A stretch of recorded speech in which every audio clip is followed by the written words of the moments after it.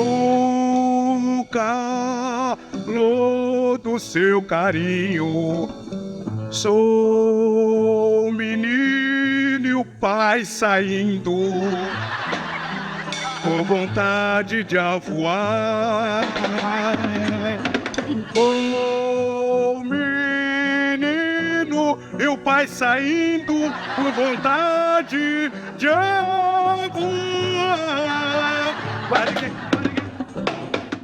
Teve uma vez que o Mussum fez uma analogia para explicar a importância que o samba tinha na vida dele. Eu acho que é como uma cueca, né? Não pode viver sem as calças. Dá pra ver que essa comparação reflete não só a paixão do Mussum pelo samba, como também o jeito brincalhão que ele tinha. Todo esse humor estava presente em várias letras que ele cantava, como a que a gente ouviu no comecinho do episódio, que é uma paródia cantada por Mussum num quadro dos Trapalhões, e nas músicas da carreira solo e dos Originais do Samba, grupo do qual ele fez parte por 14 anos. Na canção Nega Besta, por exemplo, Mussum faz uma mistureba de português, inglês e espanhol. Se liga só nessa estrofe. Vou pra cama com biscoito e ela faz um breakfast. E ainda me pede que arranje cuequaquela, ice cream e mortaguela. E um tal de coffee com milk. Nessa mesma linha tem a letra de Because Forever, que tem versos como: depois do evento do topless, do jeito que a coisa cresce, até vai ser legal. Laiá, laiá. Vai sair todo mundo nu, sambando e remexendo corpos. As negas vão mexendo com o foreves, brancas, louras e mulatas, mexendo o because of you, because of you. Mas nem só de humor eram feitas as músicas cantadas por Mussum. As obras dele foram, acima de tudo, autênticas. Elas misturavam diferentes linguagens sonoras, como o frevo, o choro, o samba enredo e batuques de terreiro. Além disso, Mussum e os outros músicos dos Originais do Samba ajudaram a plantar a sementinha do pagode dos anos 80 e 90. Como a gente falou no episódio anterior, o samba era uma parte fundamental na vida do Mussum. Foi graças ao samba que ele entrou para a televisão, onde em pouco tempo virou ator, conquistou o coração do público e se tornou um dos nomes mais famosos do Brasil inteiro. E também, graças ao samba, Mussum ficou conhecido como o pai do banjo brasileiro, instrumento que ele desenvolveu junto do sambista Almir Neto. Mas, ainda que o samba tenha dado a Mussum muita grana, sucesso e glamour, nem tudo na carreira musical dele eram flores. Muitas vezes, o samba deu a ele só dor de cabeça, tretas e olhares tortos. Eu sou o Kaique Matos. Eu sou a Marina Lourenço e esse é o Mussum, o Podcasts, uma série do G1 e da Globo Filmes sobre a vida e a carreira do Mussum. Episódio 2, Carlinhos do Reco Reco.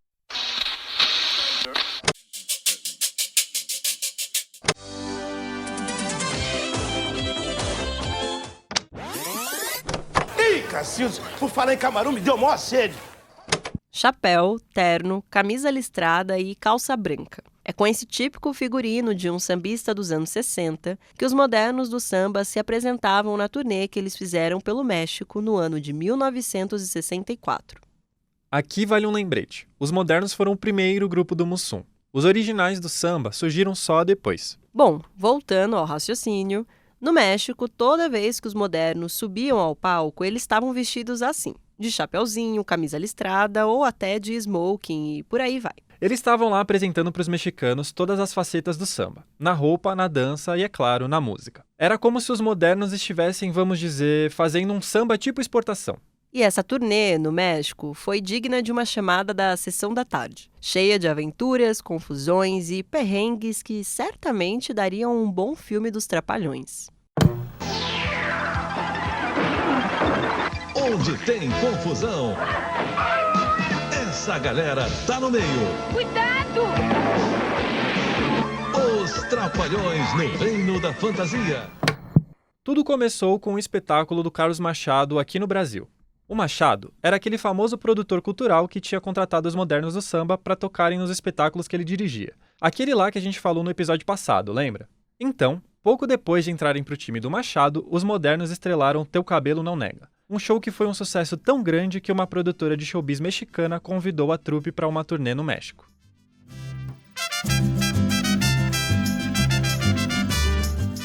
Na época, com 23 anos, o Carlinhos do Reco Reco não se interessou tanto assim pela ideia de largar a vida aqui no Brasil, onde ele se dividia entre ser músico e cabo da aeronáutica. Como a gente já contou, os colegas de trabalho dele na Força Aérea não sabiam dessa dupla jornada. Acontece que bem nessa época, o Carlinhos descobriu que ia ser pai.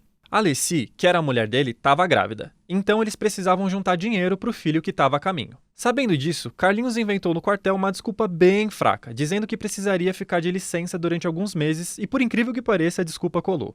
Aí, junto do elenco de Teu Cabelo Não Nega, os Modernos passaram 6 meses no México em turnê. O que Carlinhos não esperava é que esse desejo de juntar dinheiro, na verdade, não daria certo. A grana que eles ganhariam lá no México não seria suficiente nem para comer direito por lá, como lembrou Mussum anos depois. Passamos fome, trabalhando, hablamos, demos em fumaça. O espetáculo de Carlos Machado até lotava as casas de show mexicanas, mas no fim das contas isso não importava. Pelo menos não pro elenco, já que o salário dos artistas era bem baixo. Para piorar, os Modernos não falavam nada de espanhol, daí ficavam se virando com aquele famoso portunhol. Foi dessa experiência que surgiram algumas das histórias engraçadas que Mussum gostava de contar nos shows que fez após a turnê. Hablamos, nós outros. Claro, não tenha dúvida. A casa queda todo ouvir, eu tenho hambre. Mas no início só falamos, era fome mesmo, fome. Cueca, mas depois fomos descascando o negócio. Agrijones, ensalada. Igual o moço, porque chegamos até, porque batata é papas, né? Mas chegamos até a se complicar, pedir boatuato, mas... Boatuatuinhas. Pipoca, palomitas, las palomitas. É joia. O compadre até chorava, o compadre lá, quando via aquele mexicano, porque eu quero que te vá,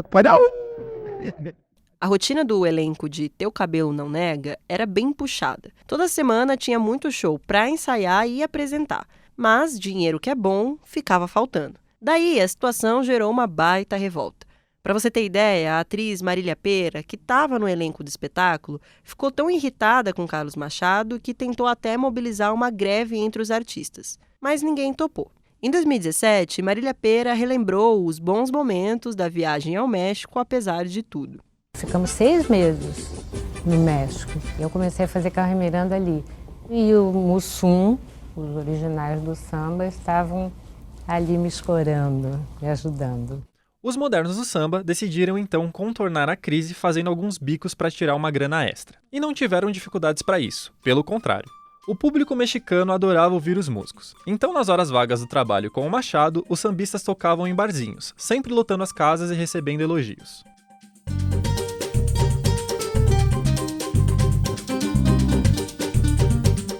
Estava cada dia mais difícil ter motivos para continuar ali na turnê. Um dia, o Mussum recebeu uma triste notícia de que Leni havia perdido o bebê num acidente na fábrica em que ela trabalhava. Devastado, ele cogitou voltar ao Brasil, mas a banda e o Carlos Machado impediram. A gota d'água foi um terremoto que atingiu uma cidade no interior onde os Modernos estavam hospedados. Depois de todos esses perrengues, eles decidiram voltar para o Brasil. Os Modernos continuaram juntos, mas por pouco tempo. Zé Luiz, que era considerado o dono do grupo, acabou sendo acusado pelos outros de roubar dinheiro da banda. Confusão feita, o grupo se desfez. Mas alguns dos músicos do conjunto estavam dispostos a formar um novo grupo. Bidi na cuíca, Bigode no pandeiro, Chiquinho no ganzá, Lelei no tamborim, Rubão no surdo e Carlinhos, claro, no reco-reco. Essa foi a primeira formação dos originais do samba. Ela durou de 1965 a 79, período em que eles lançaram 12 LPs. Nós éramos componentes de escola de samba e o conhecimento veio da escola de samba. O Zeca da Cuíca e o Chiquinho eram muito amigos, que a gente frequentava o Salgueiro. E os outros componentes eram da noite, né, do samba, que fazia as boates no Rio de Janeiro, eu sou carioca. Foi assim que eu conheci, através das escolas de samba. O Mussum era da Mangueira, o Zeca era do Salgueiro junto com o Chiquinho, o Vanderlei era do Salgueiro, o Bidi era da Imperatriz, o Rubão era do Arranco. Esse aí que conversou com a gente é o Bigode, o único membro da primeira formação que ainda está nos originais do samba. O original do samba, a formação era 6 originais. Nós éramos 6 sócios. Cada um tinha uma função. A minha função era fazer os passos coreográficos e cuidar um pouco da roupa. O Mussum era o nosso líder.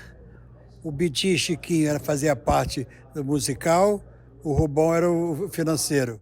O auge da fama dos Originais foi na metade dos anos 70, quando Carlinhos do Reco Reco já era chamado de Mussum não só pelos colegas dele da TV, como também pelo Brasil inteiro, já que ele estava atuando nos Trapalhões. Mas ainda que a fama do Carlinhos, como Mussum, tenha contribuído para o sucesso dos Originais, não dá para dizer que foi só por isso que o grupo ficou famoso. Desde o início, os músicos lotavam as casas de show com muita facilidade. Além de tocar vários instrumentos de percussão, eles cantavam em coro, num tipo de canto que é chamado de uníssono, ou seja, quando várias vozes cantam a mesma nota musical ao mesmo tempo.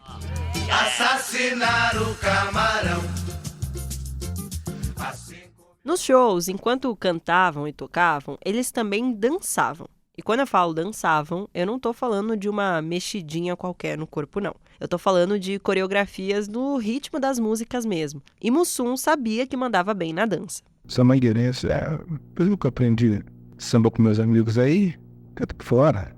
Isso aí era chão do banheiro cheio de sabão, nu sambando, cada um tombo, aí aprendi a sambar. Quem falou com a gente sobre esse jeito dos Originais se apresentarem foi o Arlindinho, músico que é filho do Arlindo Cruz. Ele compôs o samba enredo da Lins Imperial de 2022, quando a escola de samba homenageou o Mussum, colocando o artista como tema do desfile daquele ano. O Arlindinho falou com a gente no meio de uma roda de samba, como você vai poder reparar pelo som de fundo. Os Originais do Samba criaram uma nova linguagem da época, com dança, com apresentação, com estrutura. E naquela época o samba era tocado de forma mais burocrática. E aí eles começaram a quebrar essa formalidade, graças a Deus. A bossa nova, que foi muito influente na década de 60 e tinha o samba como uma das bases, estava começando a sair dos holofotes naquela época. Cada vez mais, músicos deixavam de lado a estética intimista da bossa para dar espaço a um tipo de música que fosse mais popular. É justamente aí que se encaixam os Originais.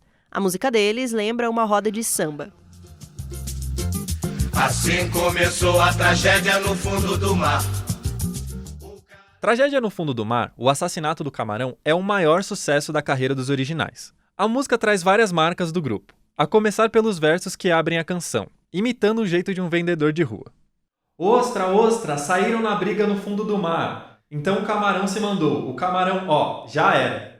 Essa mesma brincadeira de imitar voz de vendedor aparece também em outras músicas do grupo, como Todo Morro Acordou. E como você deve ter percebido, Tragédia no Fundo do Mar também tem uma letra bem engraçada. A música fez tanto sucesso que tempos depois apareceria numa esquete dos Trapalhões.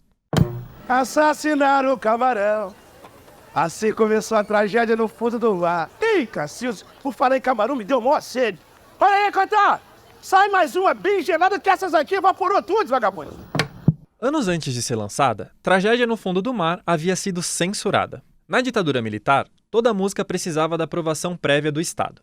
Existia um órgão chamado Divisão de Censura de Diversões Públicas. Nele, não só músicas, mas também livros, filmes e outras obras culturais passavam por análise. Se o censor achasse que a obra tinha que ser proibida, então ele vetava. Não dá para saber exatamente o motivo de Tragédia no Fundo do Mar ter sido barrada, talvez pelo termo piranha, que pode ter sido visto como inadequado. Mas o fato é que, com alguma persistência, os Originais conseguiram a aprovação. Ainda assim, a censura estava longe de ser o maior problema que os Originais enfrentavam no dia a dia por serem sambistas. Quem falou disso com a gente foi o Juliano Barreto, o autor da biografia do Mussum.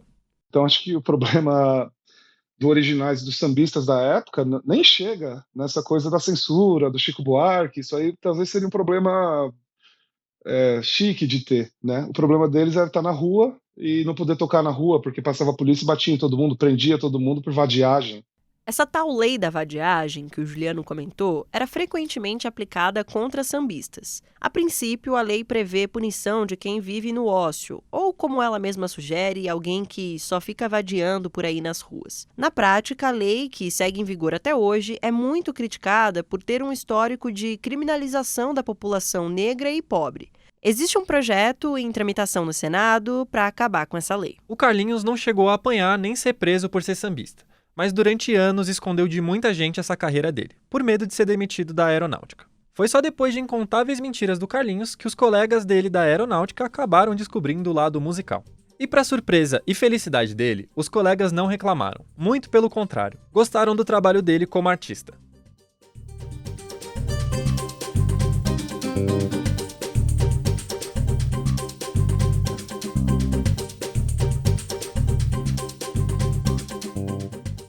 Mussum largou a aeronáutica em 1967, depois de se cansar da rotina exaustiva de se dividir entre cabo, músico e ator.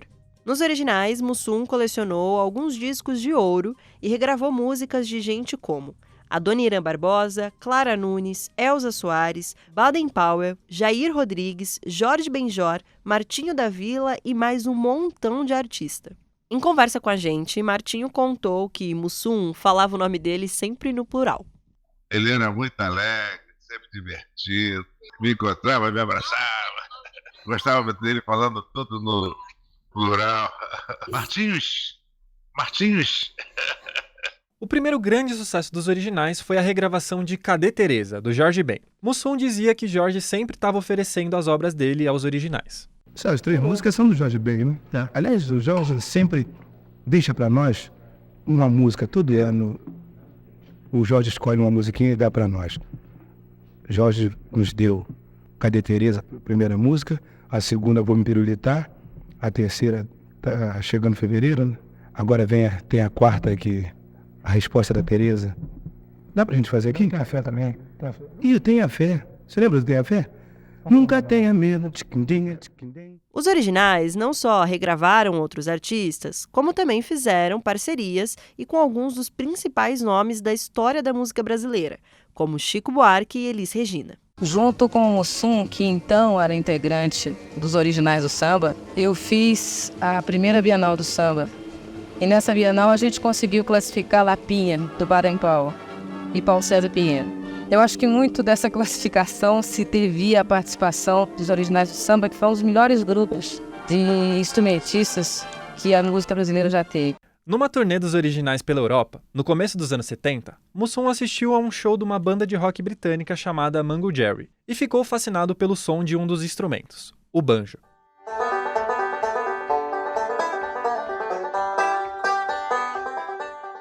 Daí, logo quando voltou para o Brasil, ele falou com o cantor e compositor Almir Neto, que na época era um dos melhores amigos dele.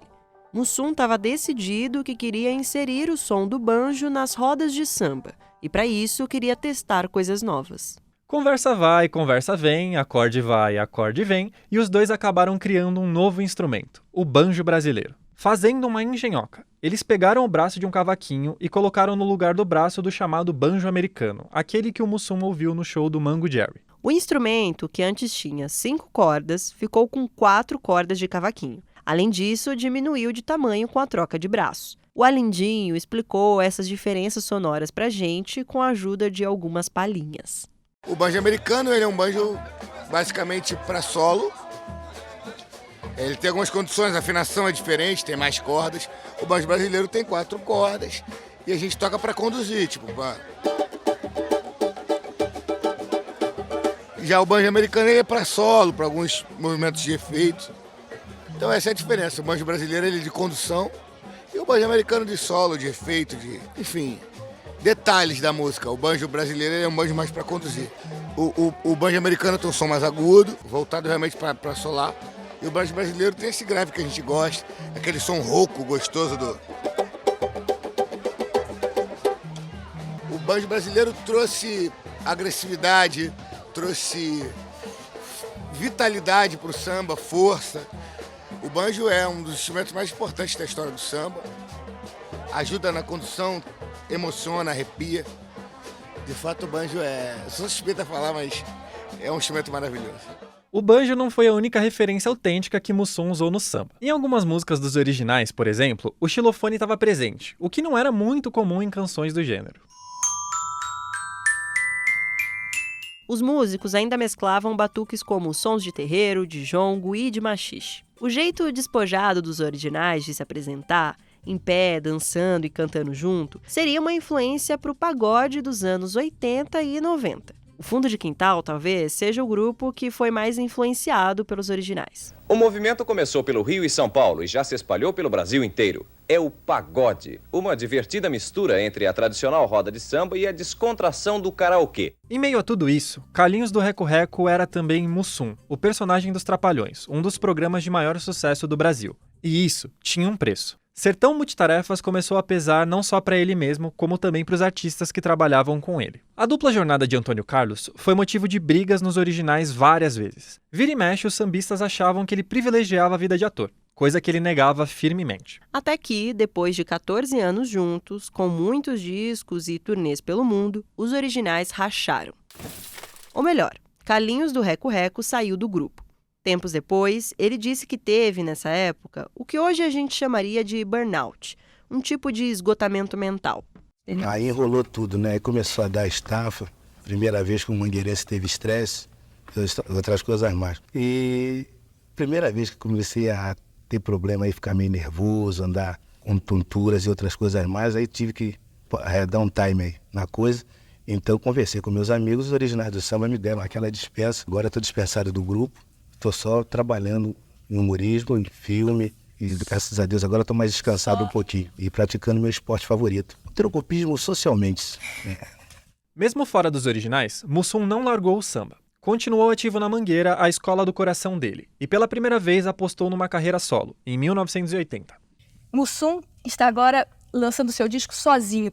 É o primeiro disco, não é que você lança? Primeiro disco. Você cantando sozinho. Sozinho. Sem os originais. Sendo que aí já apelei um pouco, já arrumei um coro de crianças aí. Tá interessante seu rosto aqui, ó, mó barato. Tá vendo? Fotografia. Eu sou fotogênico e tem uma música, eu tô fazendo um trabalho assim, um tanto didático, cantando samba enredo com as crianças. Ah, é isso. Seria interessante você falar. Tem o samba do Geraldo Barbão, que é o samba enredo do Salgueiro. Canta um pouco de história do Brasil. Canto toda a história do Brasil. E eu pretendo sempre que fizer um disco, fazer um trabalho assim para as crianças, sabe? Falando sobre datas, fazendo as meninas, as filhas da Joyce e outras meninas que foram convidadas para fazer parte do coro, cantar e falar sobre a história do Brasil. Tem uma valsa muito bonita do Paulinho César Pinheiro e do Eduardo Godin. E o trabalho de carnaval que eu fiz para todo carnavalesco que vai gostar é A Vizinha, mais conhecido por Pegar Ela Pirou. Dona Maria tá com bronca da vizinha e manda a mesma pra tudo quanto é lugar. Mas a vizinha... Quem conversou com a gente sobre a carreira solo do Mussum foi o Juliano, o autor da biografia do Mussum. Chama atenção que as músicas eram populares e às vezes até hoje no carnaval o pessoal ainda canta, principalmente a música Pega Ela Peru, que é bem engraçada. E não foi mais longe, não é porque as músicas são ruins ou porque o pessoal não gostava do Mussum nem nada, é porque ele não tinha tempo de fazer show, né?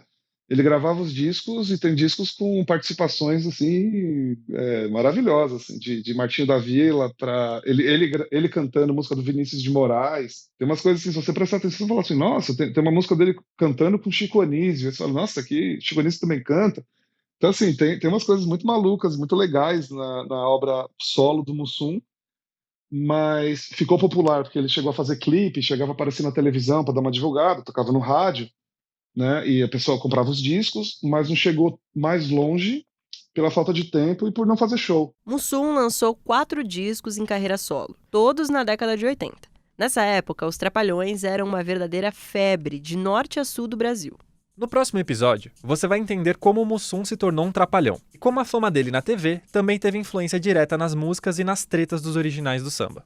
A gente vai mostrar como Mussum se tornou esse ícone da comédia, tendo participado primeiro da Escolinha do Professor Raimundo e depois dos Trapalhões, programa onde ele trabalhou por 22 anos. Além disso, a gente também vai falar sobre o que rolava nos bastidores entre Mussum, Renato Aragão, Dedé Santana e Zacarias.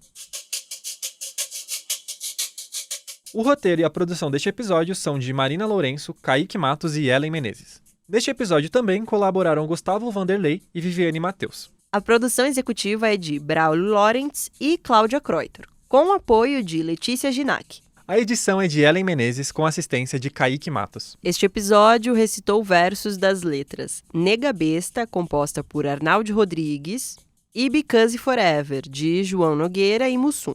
Nós também usamos áudios da TV Cultura e do acervo da TV Globo, Como fonte, a gente consultou a biografia Mussum, uma história de humor e samba, de Juliano Barreto, lançado pela editora HarperCollins Brasil. Mussum, o Podcasts, é uma série do G1 e da Globo Filmes. Você pode ouvir no G1, no Globoplay ou na sua plataforma preferida. O podcast é dividido em 5 episódios lançados semanalmente. A gente fica por aqui e semana que vem tem mais. Até o próximo episódio.